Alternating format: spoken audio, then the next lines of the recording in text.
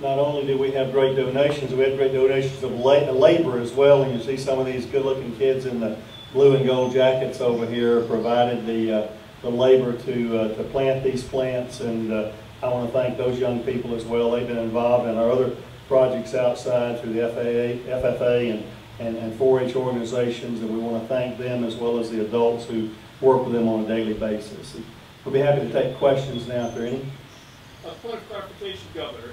Are there restricted hours on the days that people can water? As I understand it, the outdoor watering from a landscape standpoint, the sprinklers, I think, is from 4 o'clock during the night hours. Is that right, Carol? You want to?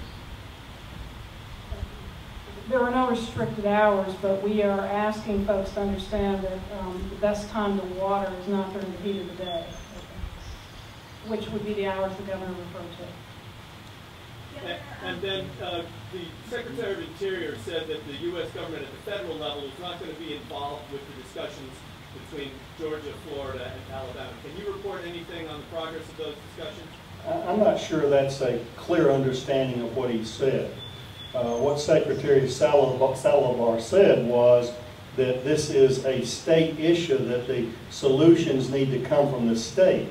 He expressed a great willingness to facilitate that based on his experience. I think what he was trying to communicate is that he doesn't have the intention of coming down and imposing the solution here, that this is a mediated type of solution among the 3 states, which is what we have attempted to pursue, rather than a litigated solution. He offered his and his department's help in helping to resolve that and to come to those type of mediated, agreeable, consensual solutions. Are we any farther along the process? No, I was disappointed, obviously, when he invited the governors of Florida and Alabama to appear with him as when he made the arrangements to come to Georgia, and they were unable to come. To my knowledge, there's been no other outreach of that, but we continue to send the signals to him and to others that we believe that a solution, an agreeable solution of fair water allocation between the states that falls in the Chattahoochee watershed, begins in the state of Georgia. The best long-term solution, once again, is not litigation. Those are almost go on forever and ever. That's his understanding. What he and Governor Owens in Colorado, along with Kansas and Nebraska, were able to do in 4 years what it had gone on for many years as it has in this state, and I'm still hopeful we can do that. Governor, when it comes to the drought and your call for conservation, several cities and counties struggled in their water departments to meet revenue and had to raise rates.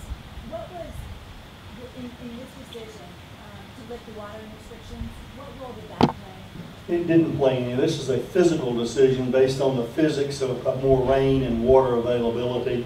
I regretted, frankly, that the water utility companies and water authorities chose not to use maybe the reserves and enterprise fund they built up to charge higher rates. I don't think Georgians ought to have higher rates when we use less, and that disappointed me, although it's not my job to try to micromanage the enterprise funds of our local governments around the state. So while I was disappointed, I didn't try to beat them up about that, although when asked, I expressed my disappointment in that. But this does not reflect any of that. If that's the case, I would rather have lower water usage for the future of Georgia and then let them realign and right-size their operations so that the utilization and the revenue it brings matches up. I understand they cannot provide water to our citizens at a loss, nor should they be expected to, but hopefully they won't use the excuse that we're using less, so we need to pay more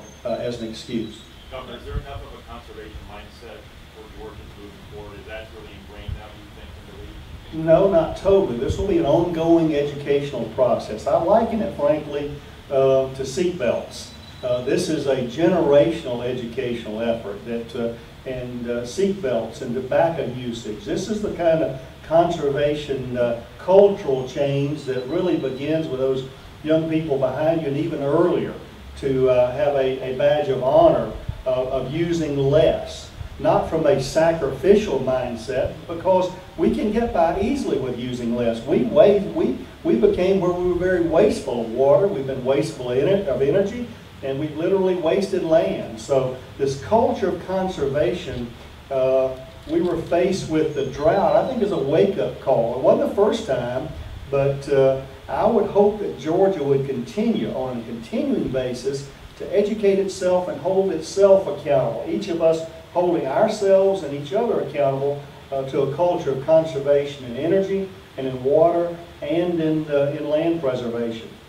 That's not going to be the ultimate solution, as we all know, but it is the appropriate part that we can play in the wise use of finite resources going forward. Was there discussions leading up to today about ratcheting back the drought level or the water restrictions on a lesser scale to make sure we get through the summer with the appropriate range? And what was your thinking process going into today to go as far as we did?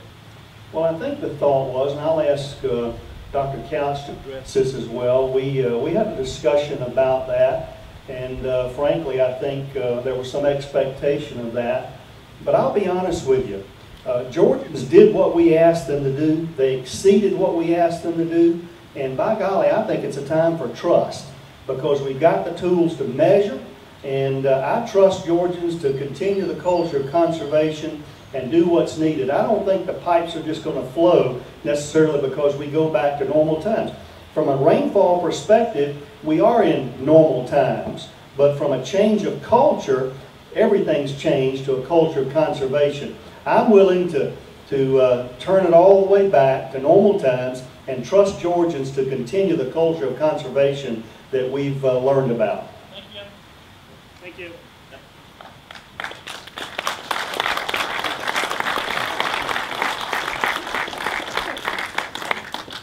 Thanks, appreciate it very much. All right.